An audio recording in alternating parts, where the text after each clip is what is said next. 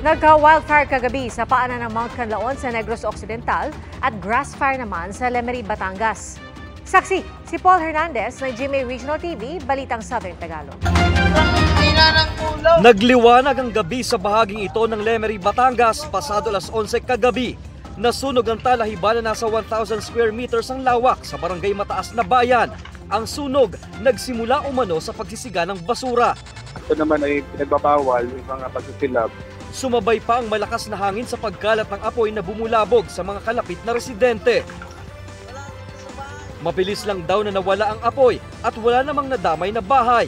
Paalala ng BFP, iwasan ang pagsisiga sa open field kung saan maraming tuyong dahon na posibleng pagmula ng apoy. Sumiklab din ang wildfire kagabi sa paanan ng Mount Canlaon. Kita ang apoy mula sa La Castellana, Negros Occidental. Last night, nag-request kita sa aerial assessment. This morning, they will conduct the aerial assessment sa area. Kinahulat pa na po ang official report ng BFP as to ano ang naging source. Ayon sa Provincial Disaster Management Program Division, naapula rin ito alas 12:30 ng hapon kanina. Iniimbestigahan ang sanhi at kung gaano kalawak ang pinsala.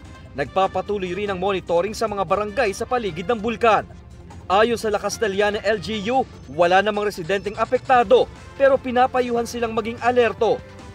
Ayon sa Canlaon Volcano Observatory, tumaas ang antas ng asupre na ibinuga ng bulkan kahapon at ngayong araw. Pero wala raw itong koneksyon sa wildfire. Nananatili sa alert level 1 o low level unrest ang bulkan.